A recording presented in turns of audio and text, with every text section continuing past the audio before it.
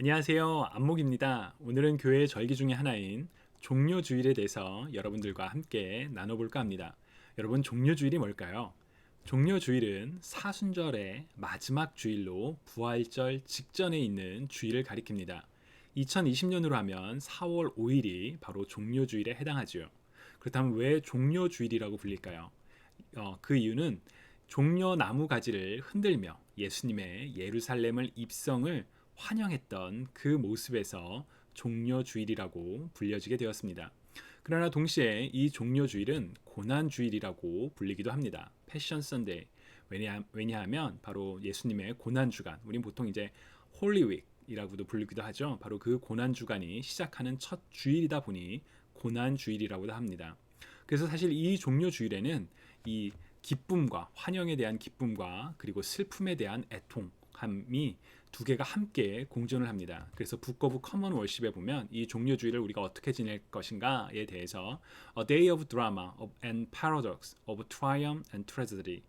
그러니까 그 기쁨과 승리와 또 비극의 그 함께 역설적인 그런 드라마가 펼쳐지는 곳이 바로 이 종료주일이다라고 이야기를 합니다. 그래서 오늘은 여러분들과 이 사복음서의 차이를 중심으로 종료주일의 의미를 함께 살펴볼까 합니다. 먼저 예수님께서 예루살렘으로 입성하셨던 바로 그 사건을 이제 기념하면서 우리가 종료주일을 지키죠. 그걸 이제 예수님의 예루살렘 입성, The Triumphal Entry라고도 이야기를 하는데 그 내용은 사복음서 모두에 다 기록되어 있습니다. 그런데 이 각각의 사복음서는 조금씩 그 내용이 다릅니다. 그래서 그 내용의 차이점을 중심으로 종료주일 그리고 예수님의 예루살렘 입성에 담겨 있는 그런 여러 가지 의미들을 함께 생각해 보려고 합니다. 여러분들과 나누는 내용은 제가 이렇게 생각해서 한 것이 아니라 The Lexham Bible Dictionary에 정리되어 있는 내용들을 여러분과 함께 나누는 것입니다. 먼저 마태복음을 보면 마태복음은 예언의 성취를 강조합니다. 마태복음 21장 4절과 5절을 보시면 이는 선지자를 통하여 하신 말씀을 이루려 하심이라 일렀을 때 시온 딸에게 이르기를 내 왕이 내게 임하나니 그는 겸손하여 나귀 곧 멍에 매는 짐승의 새끼를 탔도다 하라 하였느니라 라고 기록되어 있죠. 마태는 선지자를 통하여 하신 말씀을 이루려 하심이다 라고 분명히 이야기합니다. 그렇다면 어느 선지자를 통해서 하신 말씀일까요? 바로 스가랴서 9장 9절입니다. 스가랴서 9장 9절을 보시면 시온에 따라 크게 기뻐할지어다 예루살렘에 따라 즐거이 부를지어다 보라 내 왕이 내게 임하시나니 그는 공의로우시며 구원을 베푸시며 겸손하셔서 나귀를 타시나니 나귀의 작은 것 곧 나귀 새끼니라 라고 기록이 되어 있죠. 그러니까 마태복음은 예수님께서 예루살렘에 입성하시는 그 모습이 바로 예언의 성취였습니다를 다른 복음서보다도 더 분명하게 강조를 합니다. 또한 마태복음에서는 군중의 역할들도 강조가 됩니다. 마태복음 21장 8절과 9절을 보시면 무리의 대다수는 그들의 겉옷을 길에 펴고 다른 이들은 나뭇가지를 베어 길에 펴고 바로 이 종려가지를 흔든 거죠. 앞에서 가고 뒤에서 따르는 무리가 소리 높여 이르되 호산나 다윗의 자손이여 찬송하리로다 주의 이름으로 오시는 이여 가장 높은 곳에서 호산나 하더라 라고 이야기를 합니다. 즉 예수님께서 예루살렘으로 입성하실 때 사람들은 예수님을 왕으로 생각하고 다윗의 자손으로 생각하고 굉장히 환호를 했죠. 그러나 동시에 마태는 그 후에 이루어지는 일들, 곧 군중이 이제는 돌변하여 예수를 십자가에 못 박으라고 주장하는 그 모습을 분명하게 대비하기도 합니다. 여러분, 그런데 호산나, 우리 찬송가도 많이 있죠. 찬양도 있고 호산나는 도대체 무슨 뜻일까요? 사실 호산나를 그대로 번역을 한다면 save, we pray, 우리가 기도하노니 우리가 간청합니다. 우리를 구원해 주세요. 그래서 보통 save us 이렇게로도 이야기를 하는데 그 엄밀히 따지면 우리가 기도하니 우리를 구원하여 주소서라는 그런 표현입니다. 유대인들은 이 표현을 장막절 기간 중에 기도 문구로 사용을 했다고 합니다. 바로 시편 118편 25절에 여호와여 구하옵나니 이제 구원하소서 여호와여 우리가 구하옵나니 이제 형통하게 하옵소서 바로 이 구절을 읽으면서 기도를 했었는데 여기에 나오는 표현이 바로 호산나입니다. 이 호산나라는 표현에는 승리에 대한 확신의 찬양, 하나님께서 우리를 반드시 구원해 주실 거야, 우리가 다른 나라로부터 확실하게 승리할 거야 라는 그런 확신이 담겨 있는 동시 그 구원에 대한 간절함이 담겨 있는 기도라고 합니다.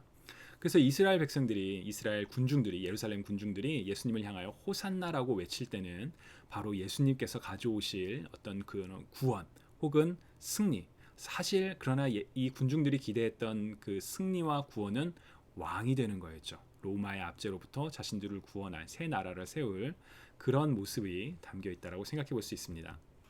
그다음 마가복음은 어떠한 차이가 있을까요? 마가복음은 나귀의 의미를 강조합니다. 마가복음 11장 2절을 보시면 이르시되 너희는 맞은편 마을로 가라. 그리로 들어가면 곧 아직 아무도 타보지 않은 나귀 새끼가 매어 있는 것을 보리니 풀어 끌고 오라. 즉 마가는 아무도 타지 않은 나귀를 예수님께서 타셨다라고 이야기합니다. 아무도 타지 않은 나귀가 도대체 무슨 의미가 있을까요? 민수기에 보시면 그 제의적인 목적으로 사용되는 동물은 다른 세속적인 목적으로 사용되지 않은 동물이어야 합니다. 즉 예수님께서 이제 예루살렘으로 들어가시는 바로 그 과정에 다른 세속적인 아무도 타지 않았던 세속적인 목적으로 활용되지 않았던 그 나귀를 타신다는 의미가 하나 있고요. 또 하나 우리가 아까 봤던 것처럼 스가랴서 9장 9절에 나귀의 작은 것 곧 나귀 새끼를 타고 오시는 왕을 마가는 굉장히 강조를 합니다.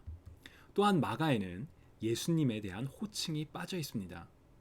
다른 마태복음, 누가복음, 요한복음을 보시면 마태복음에는 사람들이 예수님을 다윗의 자손이여 라고 부릅니다. 누가복음에서는 주의 이름으로 오시는 왕이여 라고 이제 부르죠. 또 요한복음에서는 사람들이 이스라엘의 왕이여 라고 예수님을 부릅니다. 그러나 마가복음에는 예수님에 대한 그 표현이 없습니다. 보시면 앞에서 가고 뒤에서 따르는 자들이 소리 지르되 호산나 찬송하리로다. 주의 이름으로 오시는 이여 찬송하리로다. 우리 조상 다윗의 나라요 가장 높은 곳에서 호산나 하더라. 예수님이 누군지를 분명하게 밝히질 않습니다. 이거와 관련해서 이제 마가의 같은 경우에는 메시아닉 시크릿이라고 해서 예수님의 정체성을 잘 드러내지 않는 그런 부분들이 있거든요. 그것이 반영된 것이다 라고 이야기를 하기도 하고요. 동시에 사람들은 예수님이 누군지를 분명히 이해하지 못하고 있다 라는 그런 메시지가 담겨 있다라고 우리가 해석을 할 수 있다고 합니다. 자, 그렇다면 누가복음에서는 어떠한 차이가 있을까요? 누가 같은 경우에는 제자들의 환영을 강조합니다. 제자들은 예수님과 함께 예루살렘으로 입성했던 것 아닌가요? 라고 생각할 수 있죠. 그러나 누가복음의 기록을 보시면 이미 감람산 내리막길에 가까이 오심에 제자의 온 무리 백성이 아니라 제자의 온 무리가 자기들이 본 바 모든 능할 일로 인하여 기뻐하며 큰 소리로 하나님을 찬양하여 이르되 찬송하리로다. 주의 이름으로 오시는 왕이여 하늘에는 평하여 가장 높은 곳에는 영광이로다 하니 라고 기록되어 있습니다. 그리고 이어지는 39절에도 보면 바리새인들이 선생이여 당신의 제자들을 책망하소서라고 이야기를 합니다. 다른 복음서에서는 많은 무리들이 환영한 걸로 되어 있는데 이제 누가복음에서는 예수님을 따르는 사람들이 그 제자들이 온 무리가 예수님을 환영하고 있다라고 기록을 하고 있죠. 또 하나 누가복음의 중요한 특징 중에 하나는 평화를 강조하고 있습니다. 아까 봤던 것처럼 38절에 찬송하리로다 주의 이름으로 오시는 왕이여 하늘에는 평화여 가장 높은 곳에는 영광이로다 라고 사람들이 외친다라고 되어 있죠. 자, 그렇다면 왜 누가에서는 이 평화라는 표현이 강조될까요? 누가는 이 평강이란 표현을 이미 앞서서 이야기한 바 있습니다. 예를 들어 누가복음 1장 79절에서 사가랴가 예수님에 대해서 이제 그 태어난 세례 요한에 대해서 예언을 하면서 예수님에 대해서도 예언을 할 때 어둠과 죽음의 그늘에 앉은 자에게 비치고 우리 발을 평강의 길로 인도하시리로다. 우리를 평화의 길로 인도하시느니 또 누가복음 2장 14절에 보면 천사들이 목동들에게 나타났을 때 지극히 높은 곳에는 하나님께 영광이요 땅에서는 하나님이 기뻐하신 사람들 중에 평화로다. 예수님께서 가져오시는 그 평화의 의미를 강조합니다. 평화 어떤 의미죠? 성경에서 말하는 평화는 단순히 갈등이 없는 그런 상태가 아니라 바로 샬롬의 의미를 가리킵니다. 즉 완전함, 충만함, 완전한 회복을 의미하죠. 또한 누가복음 19장 42절을 보시면 이르시되 너도 오늘 평화에 관한 일을 알았더라면 좋을 뻔하였거니와 지금 내 눈에 숨겨졌도다. 예수님께서는 예루살렘 성에 입성하실 때 누가 같은 경우는 예루살렘 성을 바라보시면서 눈물을 흘리시면서 말씀하시는 내용이 나오거든요. 바로 평화에 관한 일을 알았더라면 예수님이 가져오시는 그 평화에 대해서 그리고 또한 예수님 이후에 이제 이루어지는 파괴에 대해서도 함께 대조적으로 생각해 볼 수 있는 부분들이 있습니다. 그렇다면 요한복음에는 어떤 차이가 있을까요? 먼저 요한복음은 부활과 예수님의 예루살렘 입성이 연결이 됩니다. 요한복음 12장 16절을 보시면 제자들은 처음에 이 일을 깨닫지 못하였다가, 여기서 이 일이라는 건 뭐냐면 사람들이 예수님을 환영하고 또 예수님이 오시면서 종려나무 가지를 흔들었던 일들, 그런 일들을 이해하지 못하다가 예수님께서 영광을 얻으신 후에야, 바로 부활하신 후에야 이것이 예수께 대하여 기록된 것임과 사람들이 예수께 이같이 한 것임이 생각났더라. 즉 예수님의 예루살렘 입성일 그 부활과 함께 연결해서 이제 설명을 하죠.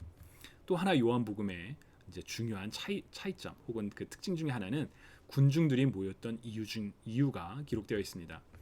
요한복음 12장에 보면 예수님께서 이제 나사로의 집에 들리시는 장면이 나오거든요. 유대인의 큰 무리가 예수께서 여기 계신 줄을 알고 오니 이는 예수만 보기 위함이 아니요 죽은 자 가운데서 살리신 나사로도 보려 함이니라 라고 얘기를 하죠. 심지어 18절에는 이에 무리가 예수를 맞으면 이 표적 행하심을, 곧 죽은 자를 살리신 나사로를 살리신 일을 예수님께서 예수님께서 하신 일을 사람들이 들었기 때문이다라고 이야기를 합니다. 지금까지 살펴본 것처럼 사실 복음서는, 예수님의 예루살렘 입성을 다룬 복음서는 조금씩 차이들이 있습니다. 그리고 그 각각은 예수님의 예루살렘 입성과 그 주변에 있던 여러 가지 상황들을 이해하는데 굉장히 우리들의 시선을 넓혀주죠. 자, 그렇다면 종려주일 우리 어떻게 맞이할 수 있을까요? 우리가 어떻게 하면 종려주일을 잘 보낼 수 있을까요? 첫 번째로 우리가 기억할 것은 바로 왕으로 오신, 구원자로 오신, 사람들이 함께 외쳤던 호산나로 외쳤던 예수님에 대한 기쁨과 그리고 찬양입니다. 그래서 사실 종려주일은 굉장히 기쁜 주일로 시작을 합니다. 왜냐하면 주님께서 왕으로 오셔서 호산나, 주님을 찬양하라 라는 그런 의미가 있죠. 그러나 동시에 우리가 기억해야 될 것은 예수님의 예루살렘 입성을 환영했던 사람들의 시선입니다. 그들은 예수님을 자신들의 삶의 문제를 해결해 줄 구원자로, 왕으로 환영을 했습니다. 그러나 예수님께서 선포하신, 완성하신 구원의 의미가 자신들의 것과 맞지 않자 이제 예수님을 십자가에 못 박아라 라고 외치는 군중으로 돌변을 하죠. 우리들은 예수님을 어떠한 시각으로, 어떠한 시선으로 예수님을 바라보고 있나요? 만약 우리가 이 예루살렘에서 예수님을 환영했던 사람들처럼 내 삶의 문제를 해결해 주시는 그런 구원자로만 바라본다면 우리는 어쩌면 예수님에 대해 오해했던 2000년 전의 그들과 똑같을지도 모릅니다. 예수님께서 완성하시고자 했던 진정한 구원, 우리를 향한 사랑은 무슨 의미가 있는지 그걸 함께 생각해 봐야겠죠. 그리고 세 번째로, 이어지는 예수님의 고난에 대한 애통함과 감사의 마음이 우리에겐 필요합니다. 그래서 아까 처음 말씀드렸던 것처럼 A day of drama and paradox, of triumph and tragedy, 그 승리와 그리고 그 비극이 함께 있는 날이 바로 종려주일이라는 거. 그래서 이 종려주일을 보내실 때 우리를 구원하러 오신 예수님에 대한 기쁨과 감사, 동시에 나를 대신하여 십자가에 달리신 그리고 고난당하신 예수님을 향한 그런 애통함이 있는 그런 주일을 우리가 함께 보낼 수 있으면 좋겠습니다. 종려주일 또는 고난주일이라고 불리는 이 주일 가운데 정말 예수님을 더욱더 깊이 생각하며 주님의 고난을 깊이 기억하며 주님께로 가까이 나아가는 우리 모두가 되기를 간절히 소망합니다. 감사합니다.